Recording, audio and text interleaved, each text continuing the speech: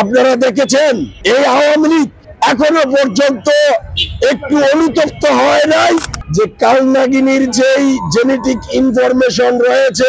অন্তর্বর্তীকালীন সরকারকে বারবার বলছি, আজকে প্রেস ক্লাবের সামনে আমার অবস্থানের একমাত্র মূল লক্ষ্য হচ্ছে, আপনারা দেখেছেন জুলাই আগস্টে যারা আমাদের ভাইদেরকে নির্বিচারে গুলি করে হত্যা করেছে, আগুন দিয়ে পুড়িয়ে মেরেছে, তারা এখনই মাথাচাড়া দিয়ে উঠেছে। তারা এখনই নানান জায়গায় সমাবেশের জন্য প্রচারণা চালাচ্ছে।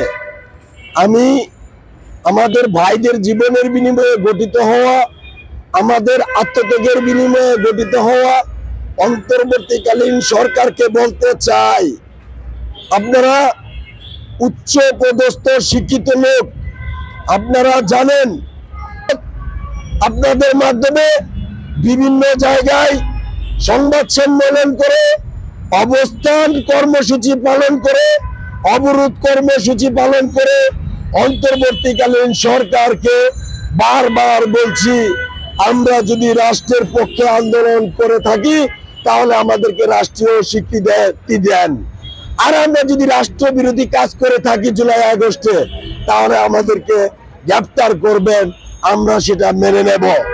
আমরা কোনো বিশৃঙ্খলা সৃষ্টি করব না।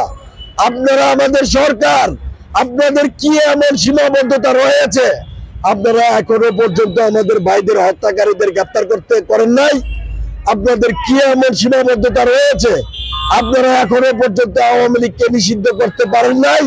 আপনাদের কি এমন সীমাবদ্ধতা রয়েছে যে আপনারা এখনো পর্যন্ত প্রতিটি মন্ত্রণালয় থেকে মন্ত্রণালয় লীগকে আপনারা এখনো অপসারণ করতে পারেন নাই?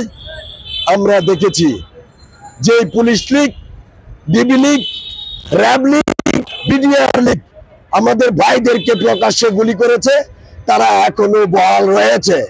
তাদেরকে ক্ষমতায় রেখে আপনারা সংস্কারের ফুলঝুরি আলি ছড়ান, বিভিন্ন গণমাধ্যমে শুধু বলে বেড়ান সংস্কার আর সংস্কার। কালনাগিনীর বাচ্চা তো কালনাগিনী, এগুলার ধর্ম এই সুবল দেওয়া। সুতরাং এদেরকে যতটা আপনি এদের মানবিকতার সুযোগ দিবেন, এরা সুযোগ নিয়ে সুবল দেবে। সুতরাং যে কালনাগিনীর যেই জেনেটিক ইনফরমেশন রয়েছে, আপনারা দেখেছেন এই আওয়ামী লীগ এখনো পর্যন্ত একটু অনুতপ্ত হয় নাই, একটু অনুশোচনা প্রকাশ করে নাই। এখনো তারা মাথাচাড়া দিয়ে উঠছে, আমাদেরকে নানান ভাবে হুমকি দিচ্ছে। আমরা এখনো আতঙ্কে